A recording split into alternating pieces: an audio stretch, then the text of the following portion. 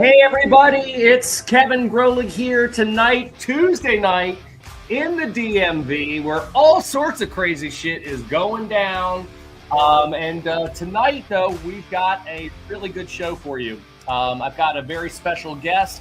It's Edward Nisanov.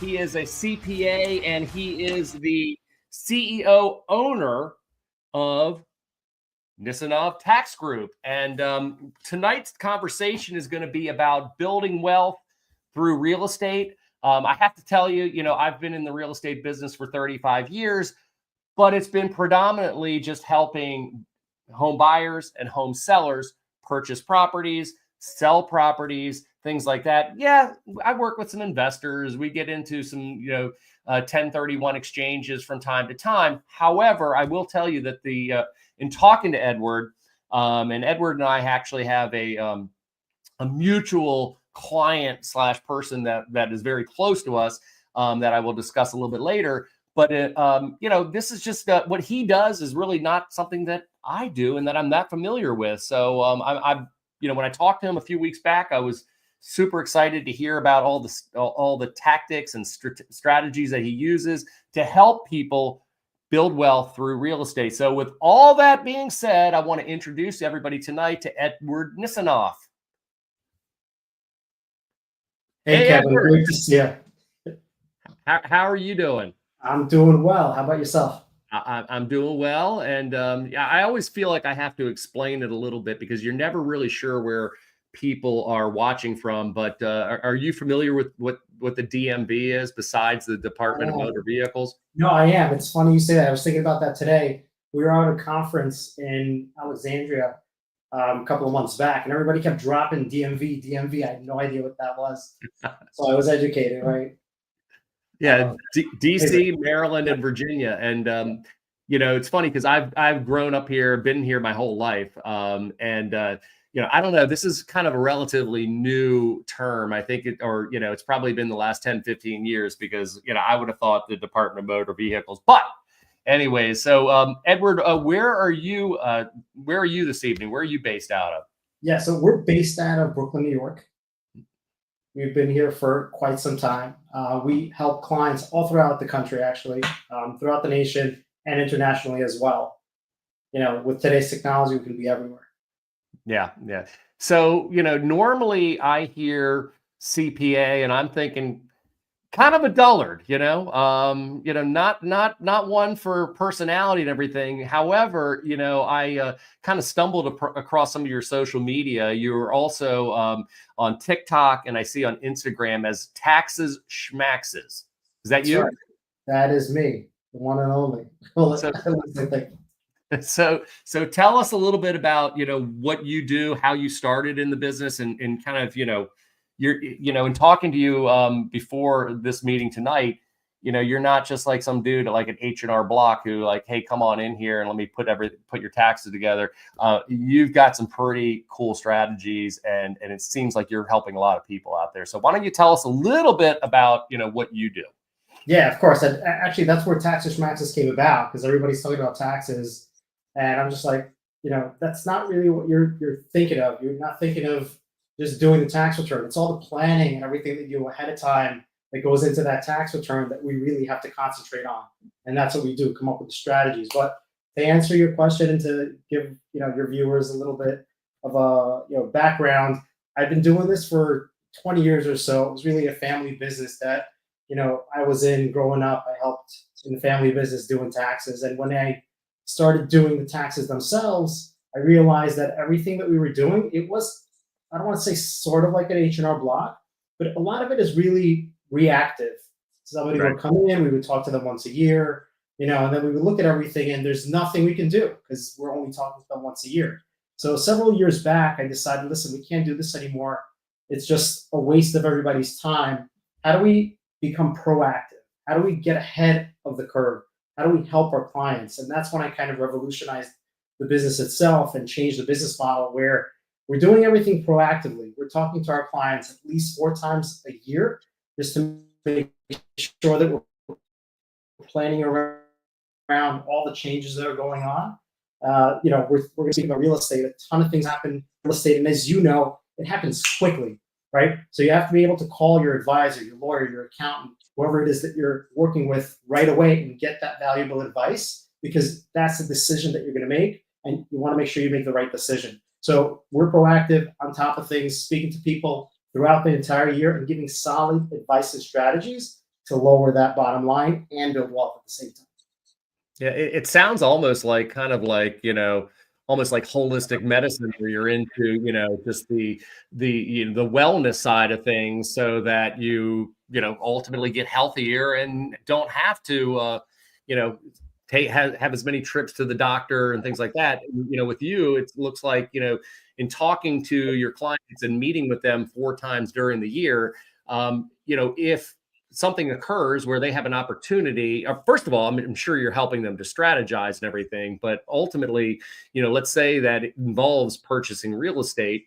If you're talking to them every 3 months and then they contact you within a month or so of that last call, I mean, it's pretty fresh in your mind. I mean, you guys have already been communicating. It's not like, oh, who the heck are you again? And let me start from scratch and, and try to, determine things there. Yeah, no, that's right. It's a very intimate relationship when it comes to finances and my clients, like big picture. We are constantly talking, so we already know, 6 months in advance. Edward, we're actually thinking of maybe, disposing of this asset, buying something else. When the time comes, we're on the call.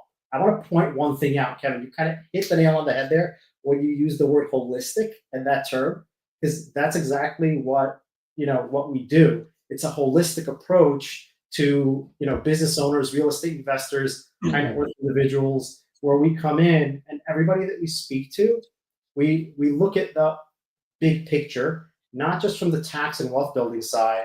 We have a network of trusted professionals that we will refer our clients to when we see those gaps in their life. We're talking about life insurance, we're talking about financial advisors, long-term care stuff, trusted estate attorneys. When we have that conversation, that one-on-one with whoever comes to work with us, we'll say, you know what? You're in this position. You need to connect with this person, have a conversation, at least educate the client, because not a lot of people are talking about this.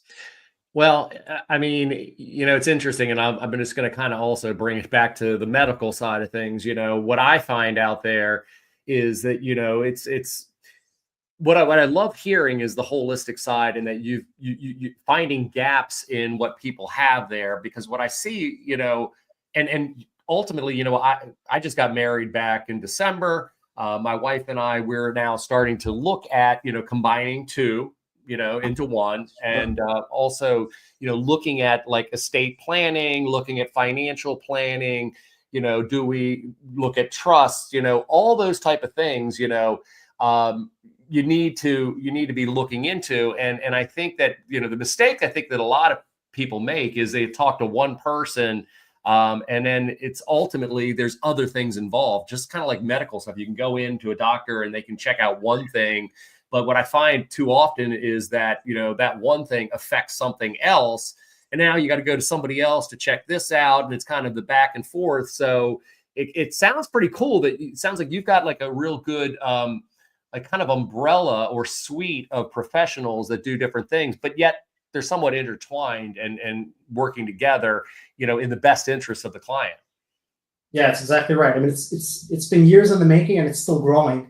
Right, we're always learning about new concepts, how else we can help our clients, and we'll seek out those professionals, and I'll vet them, and just to be able to refer to a trusted partner that I know is going to help the client and not really hurt the overall picture.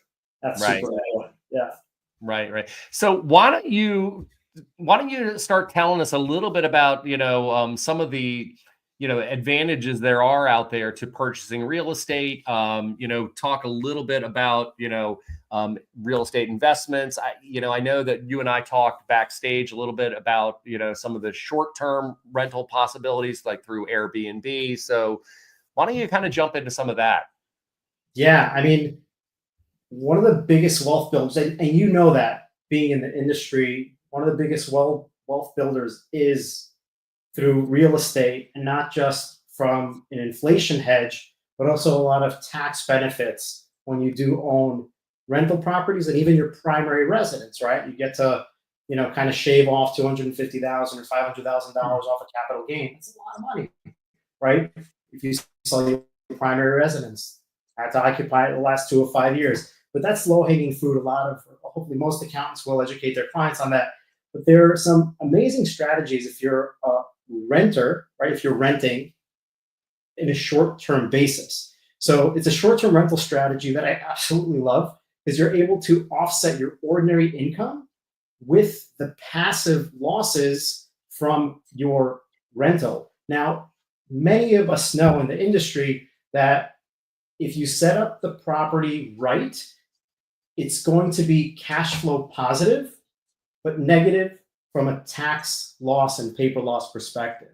And the way we actually achieve that is through accelerated depreciation strategies. So you're able to depreciate heavily that asset in the first few years of its use and offset your ordinary income through a short-term rental strategy. Now, you have to actually do a short-term rental, which means the rental days per year have to average 7 or less.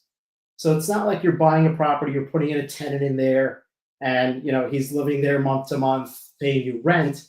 It has to be a unique rental where the average stay is less than 7 days. Think about, Airbnb, things like that.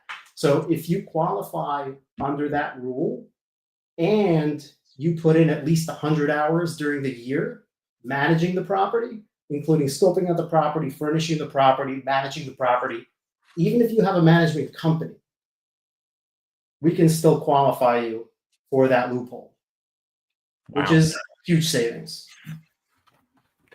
So talk to me a little bit more about that. When you talk about managing it and, what actually do you need to do in order to qualify as a manager of the property? So you have to spend more hours than anybody else managing that property. So again, it all goes back to even day one when you're scoping it out, right? You're spending time with real estate brokers going around looking for property. All that time is tracked, and you should track it. Clients ask me, well, how am I going to track it? You take your phone, you put in the Google Calendar. Today, I met with Kevin. We're scoping out properties from 11 to 2.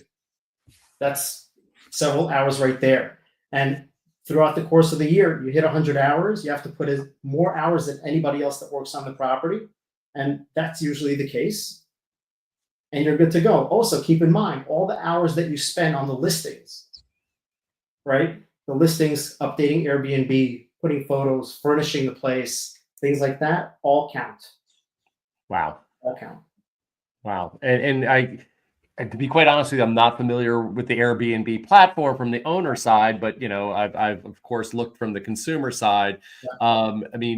I assume that there's also within the platform, there's ways of being able to keep track of work that's being done and hours.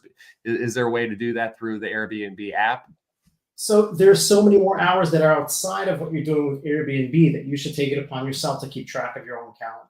Right. And do that through the calendar. Right. And once you solidify that, that's where everything else opens up. Right. You're operating at depreciable losses. You put that in, and it's all done through a cost segregation study. Yeah, so why don't you tell us more about cost segregation? Because I've heard the term, but I'm not. Once again, this is what you're talking about is a different part of real estate than I'm used to dealing with. And as I mentioned, in working with investors I have, it's pretty simple. It's typically somebody looking to purchase a property and then place a long-term tenant in there for a year, 2 years, or longer. But what you're talking about is quite different from that. Yeah, even from a long-term perspective, it may be worth doing a cost set, really depending on the cash flow of the property and where they are. So it's also used for long-term assets, but this is just a pretty much guaranteed tax savings bump when you're dealing with short-term loopholes. So let's go into that. So you're selling properties. When you tour a property with a prospective buyer, you're walking through the property. Obviously, you have the structure. Let's use a single-family home to keep it simple. You have the structure itself, but as you're walking to the front door, you're walking past some landscaping, right? And there's probably a beautiful fence in front of that home. You walk past the door and there are beautiful light fixtures, this great grand chandelier. You walk into the kitchen, you have all these appliances inside. And as you go through the home, there's some carpeting maybe and other fixtures.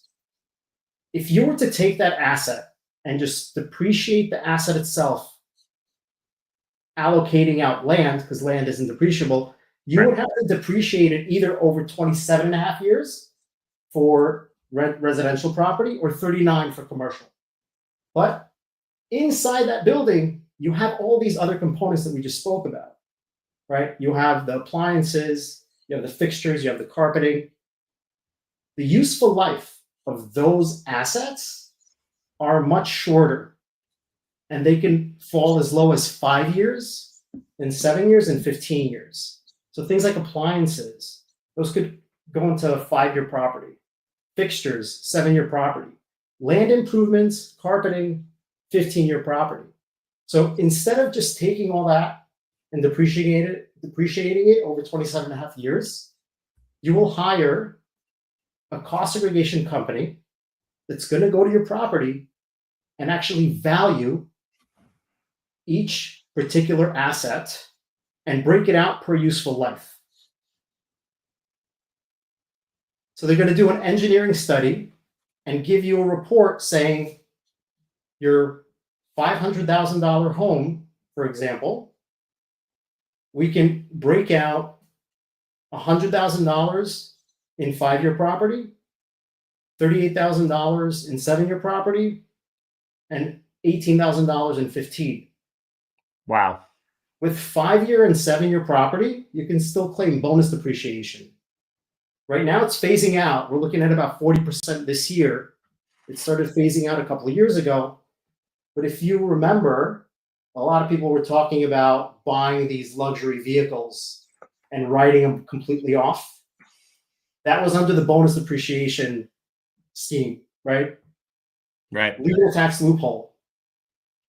So you're allowed to take that, $100,000 5-year property and not only depreciate it over the course of the 5 years, you also get 40% bonus. So you get a $40,000 deduction today, plus 60,000 divided by 5, which is roughly 12 grand, right? So you get 55,000 just from the 5-year, and whatever the math is on the 7 and 15. I'm not doing that in my head, but that way we can just get that depreciation deduction today. Wow. And you can offset your ordinary income. So tell me a little bit more about that.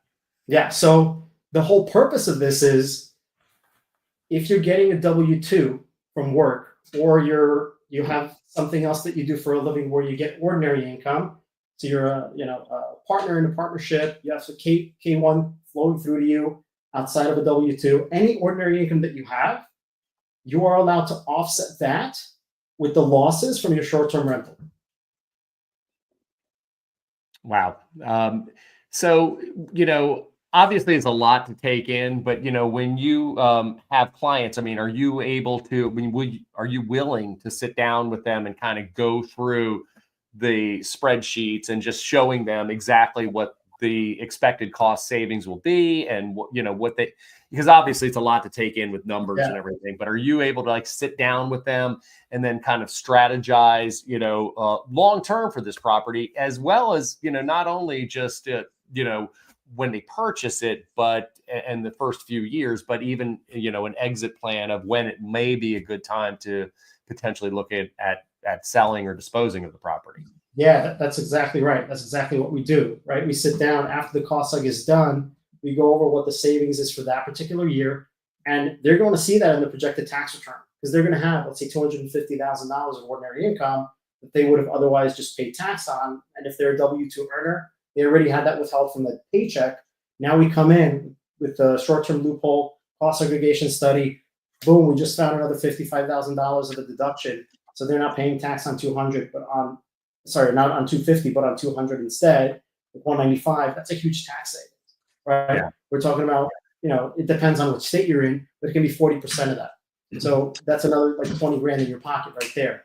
We talk about that, what it looks like for the next few years. And if they want to ultimately get out of it, what we would do is, what do you want to do? Do you want to continue owning property? which the recommendation probably is yes, because then you would have to pay tax on all the depreciation. Do you want to continue being a landlord, or do you want to just get out of the short-term game, right? Because it's a lot of work. You can later convert it to a long-term property and have that renter in there and pay, monthly instead of having it as a short-term rental. So would you say, I mean, once again, having worked in the business and working mostly with long-term investors, most of the investors that I deal with, they kind of have the stomach for this. But I've also found that not everybody does, in having done this for many years. I've also worked with many, I would call them investors by default. I mean, these were people that never planned to be investors, but let's just say they purchased high in let's call it a 2006, 2007 market, bottom drops out, life happens, 2011 comes, 2012 comes, and they need to move on, but can't afford to sell the property, and they become landlords by default. And I find that those people really struggle with it. But, what do you, I mean, and once again, our businesses are a little bit different. I see some people that, it's all about the math and working things out. And then other people are just like, that's just way too much for me. I don't think that emotionally or mentally I'm going to be able to take it. So would you say that like investing is for everybody, and have you had people where it's just like, this may not be right for you? You're a little high strung. You're a little. Yeah. It takes a particular person to do this, because you can get a call in the middle of the night, either the management company or you as a landlord can call in the middle of the night, hey, the heat is off, it's freezing outside, and guess what? You have to handle that, right? So not everybody wants to be a landlord, not everybody wants to deal with it. So one of the first questions that I ask before we even discuss any of this is, are they even open to it? And sometimes they say, no, I don't want to do it. I don't want to be involved. I just want to, let's come up with other strategies, which we can, to get them those tax savings. Other times they say, yeah, absolutely. They're all in it. But the third scenario is, well, it depends. How much money are we really talking about from a savings perspective? So if we present it to a client where, listen, by doing this, you're going to save $75,000 a year for the next 5 years, pretty much guaranteed in tax more. That's the answer we get. You know what? I'll put up with that phone call in the middle of the night about the broken heat, right? Because it's a long-term strategy. Plus, there's built-in appreciation, right? So it's an inflationary hedge for the most part, right? Based on what we've seen. Right. Hey, well, so before we get moving on, any of you guys out there, I see a bunch of you on here. If you have any questions, feel free to write them in. Any question, there's never a dumb question. I may ask some of them, but anyways, but anybody has any questions out there, feel free to type them in. We would love to discuss those with you. So anyways, so Edward, I'm looking at some notes that you and I kind of discussed. You talked about, and actually it's funny that you bring this up, because I have an attorney who I'm going to have on in the next few weeks discussing, trusts and estates and all those type of things. So he kind of alluded to the same thing, but you'd mentioned here about not gifting property to children, not adding their name to the deed, but there's a better option out there. And I see this a lot. Especially with an older couple where maybe one passes away. And so you've got mom who's 80 years old, and her husband passed away a year earlier, and feels like it's a good idea to put one or multiple kids on the deed with them. So why don't we talk a little bit about that and some of the why that's maybe not a good idea? Yeah, no, I mean that's a great question. I see this all the time. Unfortunately, it's pretty much bad advice from that perspective, where I understand people are doing this because they want to make succession planning easier, right? What happens when we go, it'll just go to our kid. It's easier to just remove one name from the deed. But at the end of the day, they're not really offering any protection there, because you're still going to have to probate the estate if it's just an added name onto a deed. And then when you actually add somebody to the deed of a property, it could be a direct gift, right? So we have to take a look to see, was this a gift transaction that you just done without really knowing that you did it? You look at the fair market value of a property. We have properties in New York that are $1, $2, $3 million. Parent wants to put their kid on the deed. It's $1 million home. It may be considered a $500,000 gift, and they didn't even realize what they did. But that's not the worst of it, right? What happens is when an individual passes away, there's what's called a step up in basis for any inherited property when it comes to real estate. So when mom and dad die and kids get that asset, if mom and dad purchased that property for $100,000 28 years ago, and they pass away and today it's worth $3 million, if it transfers over to the kids upon death, that basis is not $100,000 in the hands of the kids. It steps up to $3 million. So the kids can take it. That's right. So the kids can take it right after death and then sell it and pay zero tax on that transaction because there's no gain. Their basis is $3 million. They're selling it for $3 million because that's the fair market value. They pocket the money. Now, if they put the kids' names on the deed, right? Assume it was, either on the deed or they just gifted it to them before they passed away for succession purposes. Let's assume they gifted it, put it on the deed, took their names off. That's gifted over to them at $100,000. So now the kids own this property. The basis is the giftor's basis, $100,000. Mom and dad pass away, unfortunately, a year later. They get that asset valued at $3 million. They sell it, they pay tax, and realize $2.9 million of capital gains. Wow. That's huge. That's one way of putting it. Yeah. So actually what I realized is we have a few questions here. It wasn't showing up here on my laptop here. So my producer backstage actually mentioned that, go to your phone and look up some questions. So we have a few questions I'm going to ask. So Ashley asks, can you explain how you document the depreciation? Sure. So there are multiple ways. So we're keeping track of the depreciation on an annual basis. That's a great question. Actually, one thing that confuses a lot of people. So depreciation is basically taking a small deduction every single year for a large asset that's placed in service. So going back to my example a few minutes ago, you buy that home for $500,000. And the IRS says, great, you got this home, but you can't deduct the whole thing in year one. You have to deduct it piece by piece over 27 and a half years if residential, or over 39 years if commercial. So what we're going to do is keep track of the deduction every single year. Now, with a cost segregation study, we're allowed to break up that asset into multiple components. So we're going to reflect $500,000. Let's not take land into this example. We're going to take $500,000, and out of that, we're going to separate $100,000 for 5-year property. We use round numbers, $50,000 for 7, $50,000 for 15. So the asset itself, you're depreciating over 27 and a half years, but you're only depreciating $300,000 worth because $200,000 went to the other categories. $100,000 is going to be 5-year property. That's the bonus part as well. The 7-year, $50,000, that's the bonus part as well. And 15 years, you're going to get that 15-year deduction as well. You're going to keep track of it every single year.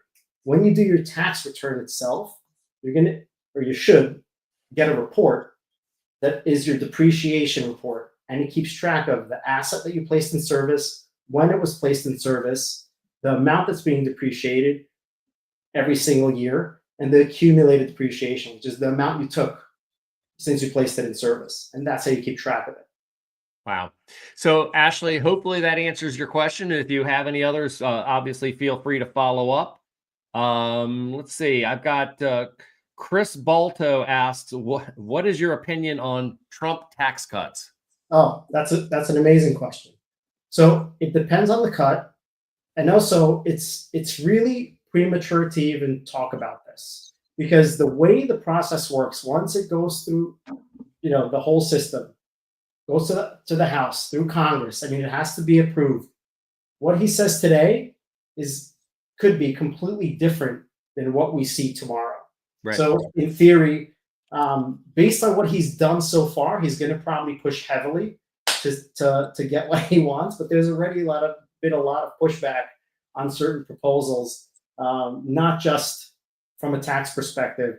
We're not probably going to go into that today, but there's a lot of stuff that may benefit ultimately at the end of the day, because he wants to keep a lot of the stuff that we had from the Tax Cuts and Jobs Act, right? So one of the things that I feel that he may push for is bringing back 100% bonus depreciation, which was part of the Tax Cuts and Jobs Act.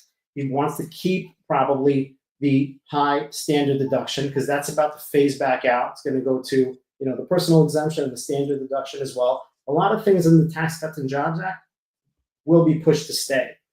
And then he spoke about Social Security and not taxing that, not taxing tips. We'll see how that really goes. But again, I'm more curious than you guys too. So we're always on top of it. It's a wild ride, and we're right here in the epicenter of it. So, right. Okay, so we've got another question from Emma Shields, and she asks, what role does location play in real estate investing, and how do you identify up-and-coming neighborhoods that could see rapid growth? And that might be one that we both want to tackle a little bit. Yeah, I was going to say that's really up your alley, Kevin. Yeah. Well, but the one thing is I have no experience in helping people purchase properties that are short-term rentals through Airbnb. Once again, mine's more, buy and hold, and, a little bit more boring, I have to be honest with you. Yeah. But, what I would say as far as, this actually makes me think of a question I'm going to ask you in a little bit, but I'll finish up with Emma's question. What I would just say is you want to look for areas, I would say, where you want to follow things like school districts that are in demand. These are, and I'm talking more for purchasing investment properties that are more buy and hold type properties, as well as, if you're purchasing a property that you're going to use as a primary residence. I would look for areas where there's high demand school districts. Notice I did not say good schools, bad schools, not going there, but do your research on school districts, and because oftentimes where you find the higher rated school districts, you're going to find also real estate that's also going to hold its value in difficult times, as well as really leapfrog in more prosperous times. So I would check for things like that. Some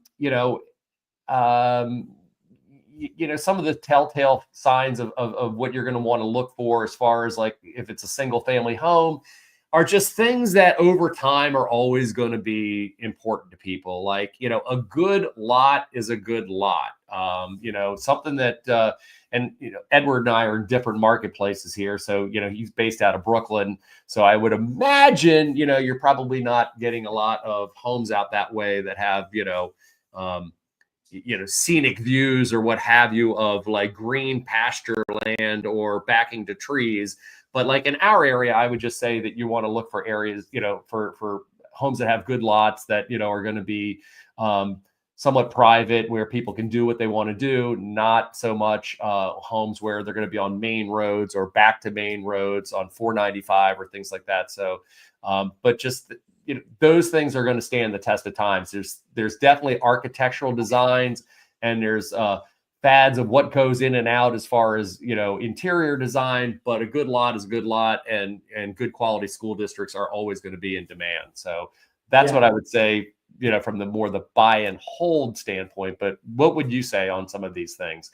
Because once again, we do have a mutual client, and I'm going to disclose right now, it's actually not my client. This is actually my daughter, who happens to be your client. And she's purchased real estate. So talk to me a little bit about some, things that you would look for in kind of the strategies that you're looking to implement or help implement for some of your clients. Yeah, of course. And again, a lot of the strategies that developers and investors look for, they're not doing the short-term rental strategy. A lot of investors that have large portfolios, most of them are doing the long-term residential holding strategy. And the things that they're actually successful at, they're scoping out areas that have a couple of things that we want to look at. So beachfront properties, or properties that are close to the beach, will generally have a great return, and they do appreciate. And another thing that investors will look for are hospitals. So in locations where hospitals are being built, you want to look at the surrounding areas, because these are going to be people that are coming to that hospital and not necessarily buying because they don't know if they're going to stick around and if it's a great fit or not. But these are doctors, nurses, administrators, etc., that are moving into the area, and you can decide on what your budget is going to be for purchasing the property, because the monthly rent is going to come in depending on who's the tenant. They're going to come in for a short period of time.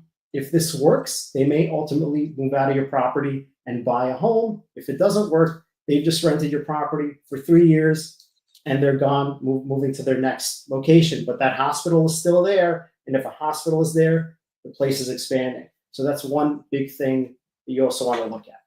Wow. Okay, so we've got, let's see, we've got another few questions here.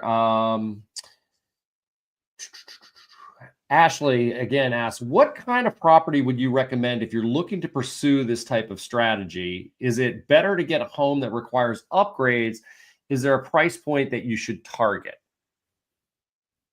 So it really depends on what your budget is, right? It depends on what your budget is. You're going to get a bigger bang for your buck if you're buying a property that needs an upgrade, right? Because you're going to bank on not just the short-term depreciation, accelerated depreciation benefit, you're also going to bank on the long-term appreciation benefit. Because if you're buying a fixer-upper, gutting it out, putting all, I wouldn't say high-end, that's not necessary for a rental property. But if you're putting, nice mid-grade or a little higher, accents into that property, you're going to add significant value to it. And it's something that you're going to be able to hold on for much longer. It's not going to break down right away. Some people don't want to deal with it, right? So it's really up to them. But that's what I would do. Get a flip, not a flip, but get a fixer-upper, fix it up, rent it out. Right. Got another question here. What are some smart tax strategies like 1031 exchanges or depreciation that can help you keep more of your earnings when investing in real estate? And I have some familiarity with the 1031 exchanges. I think you've talked a little bit about depreciation, but what are some of your thoughts on that? Yeah, so depreciation we just spoke a lot about. With the assets that are shorter useful life. So when you're buying a property, you may think of, maybe I'll change out these appliances. They're really old. Let's get these new ones in here. We won't have to worry about broken stoves and things like that. That's a, low-hanging fruit. But from a 1031 exchange perspective, that's a great one. That's another way of not just, keeping wealth, but preserving it for future generations. So for those friends out there who aren't familiar with a 1031, a 1031 is really a loophole, a tax loophole that allows a real estate investor legal tax loophole. They're all legal. All legal. Okay. Everything. These are all legal tax loopholes. Right? Here loopholes, Yeah. No, we're not getting anybody in trouble today. So it's a tax loophole that allows a real estate investor to trade in a property for another property and kick the capital gain down the road. So let's illustrate this picture. Kevin, you have a property you've been renting it out for 10 years, and all of a sudden you come across this great deal because you're showing, an investor some property, and he's like, I don't know if I want this. And you're like, you know what? I want it. So I'm going to put an offer on this. But you have property A and you can't afford property B, but property B is going to be better because it's going to appreciate in the next couple of years. I don't know. It just happens to be next to a hospital that they just built, right? So you're like, okay, and you remember Edward talking about this. So you're like, okay, I want to buy property B. It's going to appreciate. I got to get rid of property A. But if I get rid of property A, I had it for 10 years. I bought it for $100,000. It's worth $1 million. I don't want to pay tax on $900,000. I'm going to do it. So this is where you call me up, and we say we're going to set up a 1031 exchange for you, right? We're going to contact a qualified intermediary. It's an independent third party. We'll get to that in a second. But we're going to go ahead and figure out a way to get property B, and the capital gain of $900,000 plus whatever depreciation you took on that property is going to be tacked on the back end to property B. So you're going to sell property A, you're going to buy property B, And that $900,000 of capital gains plus depreciation that would have been assessed to you upon that sale is going to be moved to property B. So when you sell property B, then you will pay tax on that $900,000 plus whatever the gain is on property B plus depreciation. So what is kind of the end Yeah. game there? Because eventually, I mean, it's not like you're avoiding paying taxes. I mean, you're more or less kicking the can down the road. Right. So what is the end game there? Because eventually, I mean, is the end game you die, and is that kind of the end game there? I mean, so that was my ad. I'm glad you interrupted me with that. So that's exactly what happens.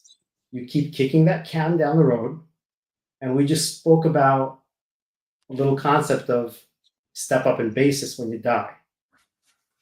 So you're going to keep kicking that can down the road, property C, D, E, all the way to Z, and then we go into the double digits.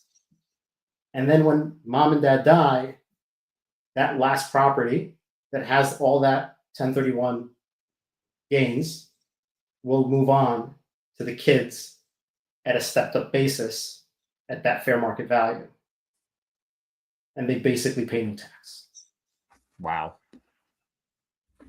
Now that's pretty amazing. So now I have worked with plenty of clients, probably 2 or 3 a year that they're selling a home.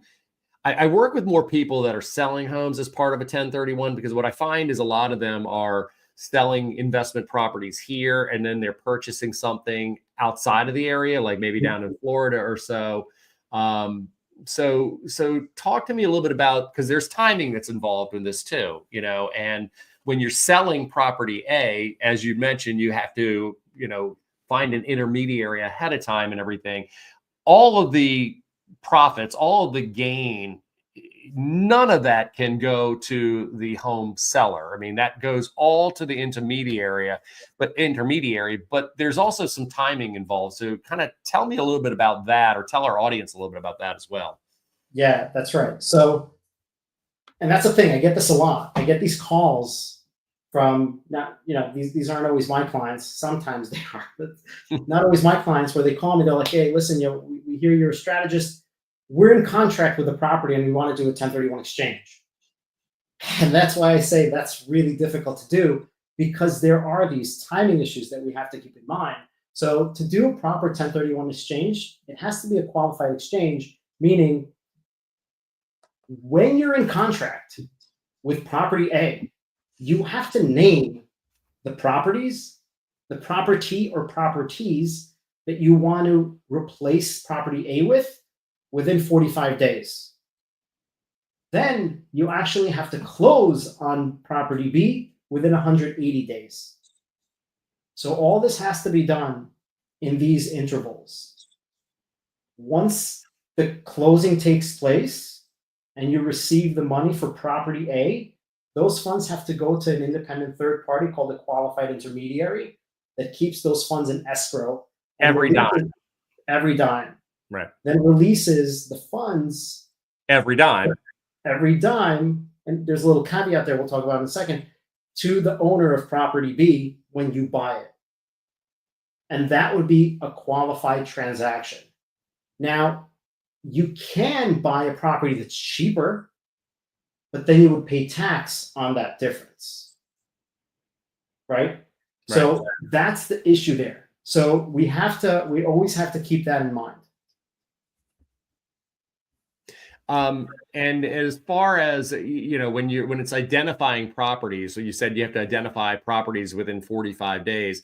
I mean, typically my understanding is, and once again, I've been more on the side of selling property A than on the side of purchasing property B. Mm-hmm. But typically, I mean, that's just like, it's more just finding some properties that, okay, like these are 3 or 4 properties that, I'm going to probably go out and take a look at this weekend or so. I mean, isn't that kind of what all that's required there?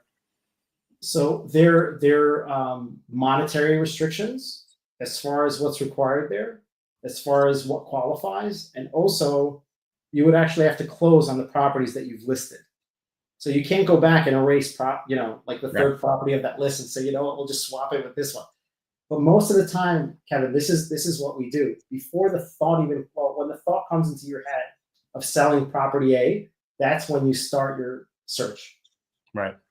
So when it's time to actually close on property A, you're pretty close on closing on property B, or at least one of those two properties that you've already done all the planning for. The tight scenario is if you have somebody knocking on your door saying, I'm going to give you X premium for your lot because we're doing a development here and we just want this missing piece to our puzzle, then you're kind of in a time crunch. But most of the time, if you plan this the right way, you can easily qualify for the 1031 exchange. Okay. Yeah, I mean, I think a lot of people kind of get hung up with the timelines on it a little bit and get a little bit freaked out. And I kind of understand, especially the way the market's been over the last 5 years, where just finding the right property is no guarantee that you're going to get it with inventory being as low as it has and with the amount of buyer demand. But I mean, have you had any situations where you've set up? I guess the question is, what happens, in the event you do a 1031 exchange, you sell property A, but you do not close on a property B within that 180 days. Have you ever experienced anything like that? And then what the heck happens there? So at the end of the day, you just pay tax on it. Yeah. You just pay tax on it. It happens. It's part of business. Things get held up, right? Things get held up with financing. Because you also have to remember, sometimes property A isn't fully paid off, right? There's a mortgage attached to it. So there are all these different components because you have to qualify for the next level of financing, and that can get held up. So lots of different variables here. But again, the thing that I want to emphasize is you got to plan it out well ahead of time. So when you're selling property A, you've already listed property B well within that 45-day period, and you're already talking to your finance team to get that mortgage, and it would take less than 180 days to get. And also, if you're, especially if you're looking outside of the area, you're selling property A in one area and you're looking, it's good, once again, to have your team already prepared. I mean, obviously you're there already because you're helping to plan this out. You have the intermediary and everything. You have the real estate agent in area A, but it's also good to have that team ready in area B with that other real estate agent, mortgage lender already there, so that once you find a property, you can strike on it and be successful, I would imagine. Yeah, that's exactly right. And actually, you bring up a great point. So I want to emphasize that there's no geographical restriction within the United States. So you can swap property A in the US for something in Maryland for a place in New York, right? Or for Florida, there's no restriction. And also, obviously this is for business purposes, right? It's an investment property. You're generating income from this property at baseline. All the travel associated with scoping out that next property and getting that property closed on, all the business deduction. Wow. Right? Lots of people forget that too. So anything associated with the business, the travel, the hoteling, all that stuff. Business document. Document. That's right. Right. So Chris Balto asks a question. He says, what do you know about paying taxes while living in a different country? Are there specific tax strategies or pitfalls that people should be aware of? Yeah, so there are huge, but it depends on which side you're from. Let's talk about a U.S. person living in another country, right? So if you're a U.S. person, U.S. citizen, either you're naturalized citizen, born here, or you have a green card, you're considered a permanent resident in the United States, and you decide to go and work in France for 3 years. The U.S. taxes you on worldwide income. So regardless of where you earned it, you're still going to pay tax on it. Now, let me rephrase what I just said, because I said you're going to pay tax on it. You're going to have to report it. You may not necessarily pay tax on it because there are some U.S. and foreign country treaties in place that can avoid taxation in certain countries. There are also things built into the tax code, provisions which allow you to exclude a certain amount of income if you live overseas and are receiving an ordinary wage, like their equivalent of a W-2. You can exclude a certain amount. There are also foreign tax credits that you can offset your U.S. tax liability with. So, like I said, you work in France for 3 years, you make $350,000. The French government takes, let's just use simple numbers. This isn't the right number for France, but let's say 10%. They take 35 grand, and you've paid the French government, but you're reporting your United States income. And after all the credits are in place from the foreign exclusion, you're taking the foreign tax credit on the 35 that you paid them. The U.S. tax, for example, let's say the U.S. tax rate is 20% for that 350. Again, not real numbers. You're paying $70,000 in tax here, right? But you've already paid 35. So we're going to take 35 and offset the 70. Roughly speaking, it's never dollar for dollar. But in this example, let's say you're going to take that 35 and offset the 70 that the U.S. wants, and you're still going to pay the U.S. another $35,000. So it really avoids kind of double taxation, but you end up paying the higher tax of the two countries, if that makes sense. So if France, for example, had a 50% tax rate, and the U.S. has a 20% tax rate, then you would just pay tax in France, and you would pay nothing in the U.S. because you would use that tax to offset the U.S. income. That's what they say. Everything, only guarantees in life are death and taxes, right? Yes, there's a but third one. But that's why we have you. Taxes schmaxes to at least help avoid as much payment of taxes as possible, right? Yeah. I mean, that's it. It's all about planning. There's a lot of people that I talk to are like, the wealthy don't pay a lot of taxes. The wealthy don't pay a lot of taxes. The wealthy still pay a lot of taxes proportionally. They may not, you think, but they're using the tax code to their advantage. And it's available for, many people. They're just not working with the right profession. Great. I mean, that is a great point there. So we got another question here. Would you suggest putting investment properties in a trust or LLC? Yeah, so that's a big one. A lot of people do buy assets outright. And, if it's a rental property, you may want to consider putting it into an LLC to shield liability. Again, I'm not an attorney, not legal advice, but what an LLC would do is basically form kind of an invisible shield around this asset, around the property. So if somebody, fell in that property or on the property and decided to go sue the landlord, and they go ahead and sue you, they sue the LLC itself. And the only thing that's at risk is whatever's inside the LLC, assuming there's no negligence involved, right? A lot of my clients say, well, don't we have insurance policies to take care of that? Yeah, there are insurance policies to take care of that. But you know what's going to happen to your premium when you use it, right? So again, putting it in an LLC, it's like its own insurance policy. And then what you want? Go ahead, Kevin. And would you recommend, each property as you're building a portfolio? Would you be using a different LLC for each property, or is one LLC good enough? So the recommendation here is the equity exposure when we're building out LLCs for rental properties. So if you're buying a rental and you're putting, 20% down because you don't want to pay, any PMI, and this is just one of the first properties you buy, and your equity, meaning whatever you put down on that $500,000 property, it's going to be 20%. We're looking at $100,000 down payment. That's your liability exposure on property A. You go ahead and buy property B, same deal, $500,000, 20% down. You're $200,000 in these properties. You really have to ask yourself: are you more comfortable? Worst case scenario, are you more comfortable losing $100,000 or $200,000? Because you also have to look at the maintenance of these properties, right? The maintenance of the LLCs. This may cause additional tax returns to be filed, depending on whether there are other partners involved, if there are other investors involved, right? I mean, if there are other investors involved, let me take that step back. If there are partners and investors, you're opening up a separate LLC for each property. I'm talking about commonalities, right? There are lots of people that come in together that are friends into multiple properties. They can be okay with that. The highest level of protection, open up an LLC for each property. Yeah, that's what I've seen. Yeah. Yeah, look what the equity exposure is. Okay. Also, what about what type of a trust is ideal for holding real estate? And could the trust hold anything else outside of the real estate? Yeah. So great question.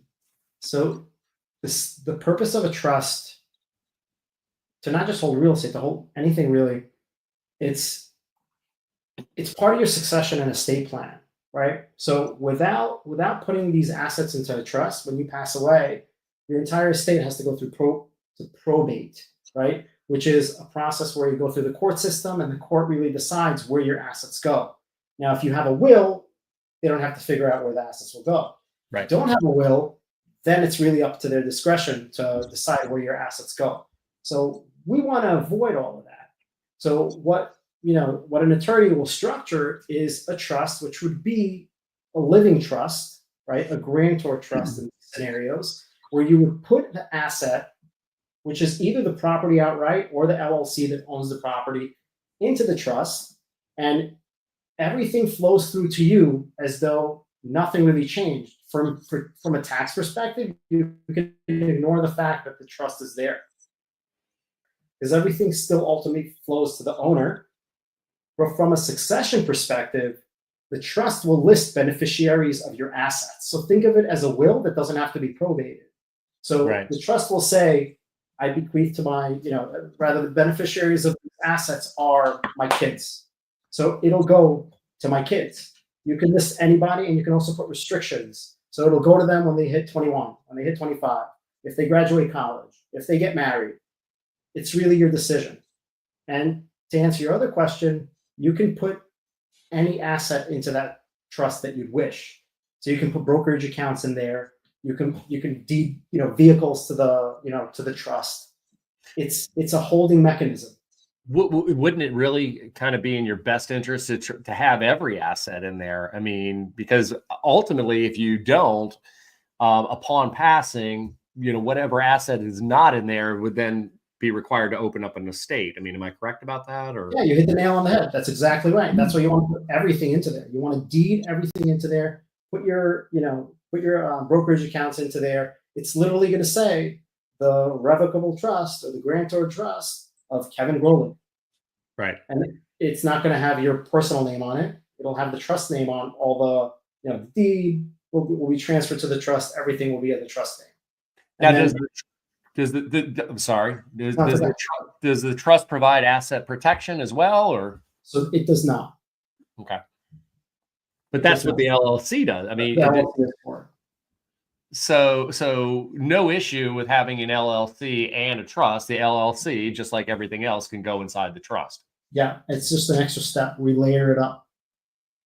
And is that something that you kind of? I mean, I assume when it comes to trust and everything, I assume you have great attorneys, estate planners that can help set that up as well. That you can refer your clients to. Yeah, so they're part of our trusted network of partners. And are they able to? And are you able to work in all 50 states, or is there any limitations there? Geographically speaking. No, for me there aren't. For most of my partners, there aren't either. Maybe some attorneys, but we usually tap into their networks depending on the state. But financial advisors, life insurance brokers, they're pretty much working nationwide with us. Yeah. So I guess going back to some areas that that you might suggest. I mean, now once again, I know you're more New York based and everything, but what are some areas that for someone that's interested in purchasing investment property? What are some areas that pretty well and that you would suggest investing in right now, where you think hey, there's good returns, there's a good opportunity to have demand, for people that want to rent? Tell me a little bit about that. So there are a lot of private offerings. There's not much I can throw out from a public perspective. That's something that you would have to do your due diligence on. But there are a lot of private offerings that you can actually reach out to, financial advisors as well, and bankers, right? Which do fund a lot of these projects, where they're always looking for additional investors. So my recommendation is, if you want to get into this industry and invest, start networking in a lot of real estate investor groups, because that's where you're going to find the great deals. Obviously, we have REITs, we have things that are publicly traded, right? This is outside of going out and buying your own asset where you're directly owning the property. There are a lot of opportunities on the private side where you can get 100% return on your investment from developmental projects. Wow. And so one of the other things also is, what are you seeing? What are you hearing out there as far as when it comes to like Airbnbs? Because I do know that when it comes to like a lot of the HOAs, condos, things like that, where they're really cracking down on those these days. So how can somebody kind of protect themselves in a town or an HOA or a condominium or something like that to make sure that they're not purchasing in an area where, this strategy that they're really excited about and that's, would prove to be fruitful, all of a sudden can be changed based on, regulations and things like that. So what would you tell somebody about checking into those things? And are you seeing that a lot out there? I am. So we have a lot of clients that move. They have assets in, certain towns. And one of the biggest things I always say is, let's get the short-term rental strategy in. But we check with local real estate agents and we check with the town, and sometimes they just don't allow Airbnbs. When you're outside of the 5 boroughs, so New York City does not allow it. You go outside of the 5 boroughs, each individual municipality will have their own laws with regard to short-term rentals. So you have to check that to make sure you can even rent there from a short-term rental perspective. When we're talking about condos and co-ops, those are going to be part of the covenants and board, bylaws. Yeah, the board covenants and bylaws. So you can see it right there. So you constantly have to keep on top of it. There's also a risk that the town that you're buying in is going to tomorrow say, you know what, we're no longer allowing Airbnbs. Same goes for co-ops, same goes for condos. So you have to be careful with that. Quick story for you, actually happened. So I know somebody who has a condo in Florida, in South Beach. Their condo does not allow Airbnbs, and Airbnbers have been coming and like throwing parties. I mean, it's South Beach. It's ridiculous. The board got sick and tired of it because there's not much they can do. It's a full service luxury building. What they decided to do is they have a doorman. They decided to put a little sign in front as people walk into the lobby that says Airbnb and VRBO, please check in here. So people would walk up to the doorman thinking they're checking into their Airbnb. And what they would do is literally ask which unit, what's your full name, what's the renter's full name, and then they would tell them to politely leave the premises. Wow. Pretty smart, actually. I know. So you got to be careful because it's an investment. And then you would convert that into long term, right? You would, in a situation like that, you would just convert it into a long-term rental. Yeah, I actually used to be part of a real estate coaching network, and there was an agent who was from Tennessee, and and this goes back 7 or 8 years ago, so it was probably somewhat in the infancy, 8 or 9 years ago, maybe in the infancy of Airbnb. But I mean, he was talking about, he's in real estate sales, but he was like lighting it up, selling like cabins at the time. Now, of course, this is pre-pandemic as well, so prices were probably ridiculously low in like the Smoky Mountains and everything. And I know of about 10 agents through this coaching program that bought property in the Smoky Mountains, and we're renting them all through Airbnb. So, kind of, I'm just bringing it up because I just kind of remember that. But I mean, I guess that could be a really pretty cool strategy, but I think you do have to, like I say, kind of pay attention, because I've heard some areas throughout the country where, some towns have basically restricted it or prohibited it and everything, and which really kind of dropped the values for some of those people that purchase it. So I guess it's like anything else. You got to do your due diligence there. Yeah. And you also bring up a great point. So one of the biggest things is, it has been for a couple of years, tiny homes on like lakefront properties or something with an amazing view, like on the hill somewhere. So if you could find like a plot of land that where the zoning actually allows for it, because a lot of the time it won't allow for multiple properties on that lot.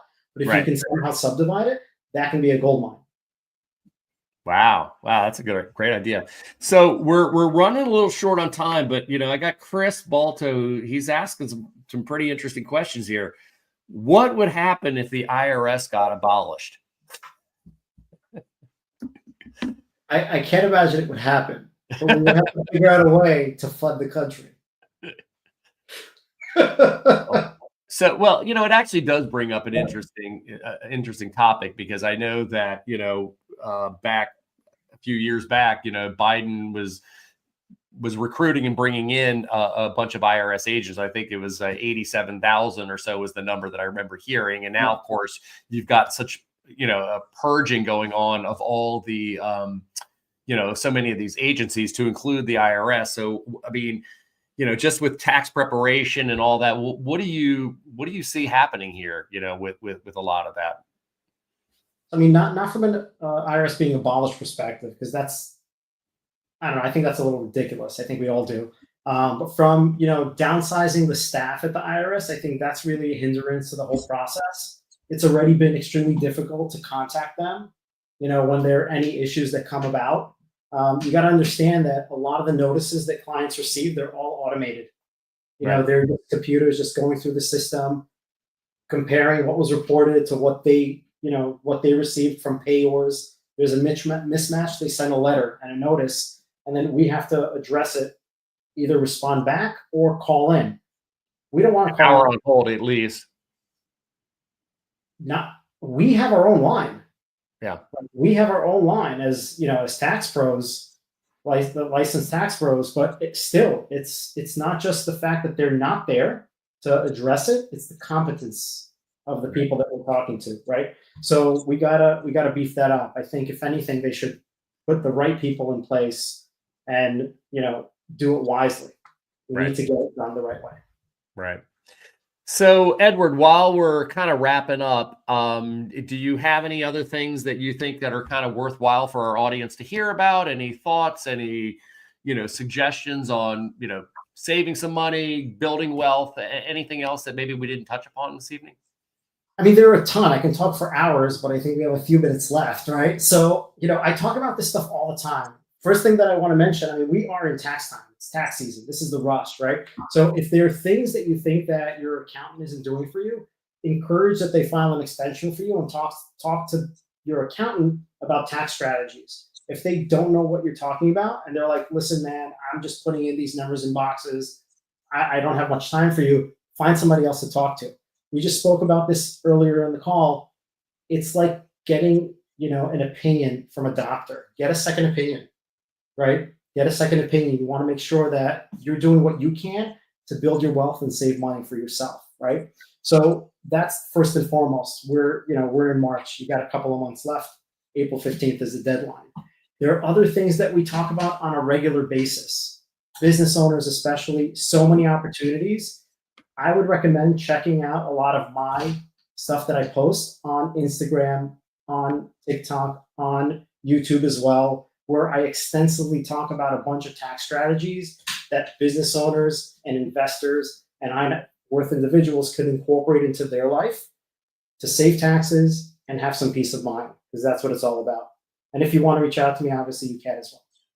Yeah. So why don't you kind of mention the best way to reach out to you? I think you've got your Instagram and your TikTok, but why don't you tell us about a few other ways to reach out to you for anybody that has questions, either on this live presentation right now or on the replay after the fact? Yeah, no, absolutely. Happy to field questions. The best way to reach out to me is through my website, nisanovtax.com. And there's a contact us button. You can go in there and schedule a discovery call to see if it makes sense for us to work together. And of course, you can always reach out to me through any of the social media channels. Just, put a comment on any of the videos, give me a DM, and we'll address that as well. So before we wrap up, I do have to ask you. So, I was on your TikTok. I actually just started following you on Instagram today. All right. I mentioned you, I guess, in the live stream, but have you actually gotten or received like organic business through your TikTok, through your Instagram? I love that question. So we have an intake process. So it's either the phone call coming in through an answering system, or direct through the discovery call link. And I read all of them. We got this one person last year that went through the questionnaire. We have a little questionnaire to fill out. And it says name, business, location, and a lot of other details. And then on the bottom, how'd you hear about us? And I kid you not, Kevin, it said, believe it or not, through TikTok. That's awesome. That's awesome. I loved it. It was great. I like That's just the answer itself was great. That's awesome. I mean, and I have a YouTube channel that, and I have to tell you, I've been in the business for 30 some years, and, the majority of my business is repeat clients and referrals from repeat clients. But I have to tell you, since I started the YouTube channel, and I also need to back up, I've also put money into things like Zillow, where you're kind of more or less buying leads and everything. Yeah.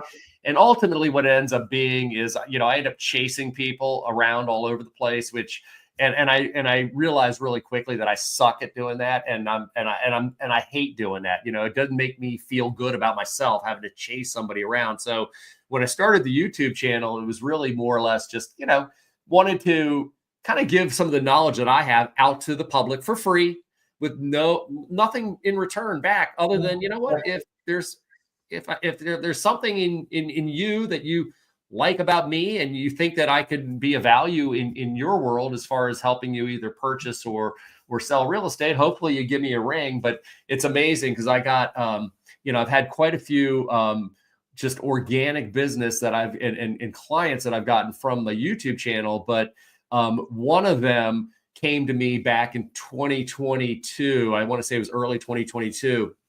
And it was an email. And it came from a guy who said, I've been following your YouTube channel for the last 2 years from Shanghai. Okay. And he's an American who, Chinese descent, but he actually grew up in the States, but had been a contractor over in China for 20 years, got stuck there during the pandemic, couldn't sell his property or whatever, finally did sell his property. And he said, look, I'm coming to the States and next week. I've been watching your channel. I'm familiar with the DC area. He's like, I don't have a job, but I have $2.5 million. Can you help me? And I'm like, I'm your guy.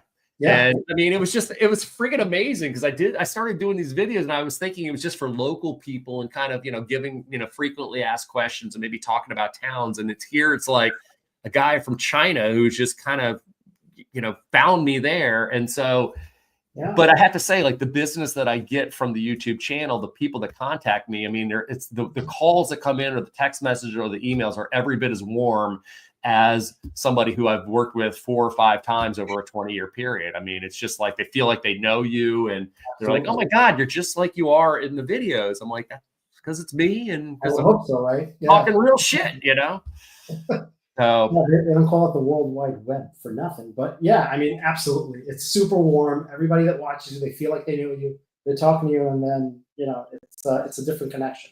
Yeah. And like I say, I mean, I think this, Edward, but when you think CPAs, you're not usually thinking people with much personality there. And so when Ashley kind of told me about you, and I started checking out your TikTok handle and everything, I was like, yeah, this guy's awesome, man. I gotta get him on. So, anyways, but well, listen, Edward, I appreciate your time here tonight. Anybody who's been watching, if they need to reach out to Edward, definitely do so. Hopefully. He can definitely, help strategize and help build your wealth and save you some money along the way. So, but anyways, I appreciate having you on this evening. And to all the rest of you guys out there, wanted to thank you guys for your questions. Wanted to thank you for watching again this evening. If there's anything you need when it comes to real estate, obviously hit your boy up. The best way to get me is by text at 240-793-7495. We've also got this QR code up here where you can scan and you can set up a time to talk one-on-one about any of your personal situation when it comes to real estate by scanning that. And we'll get 15 minutes, maybe 30 minutes in, and we can discuss whatever it is you'd like to discuss when it comes to real estate. So Thanks once again, everybody, for watching. For those of you watching on replay, feel free to ask questions. We will definitely get all your questions answered. So have a great Tuesday night, everybody. Peace.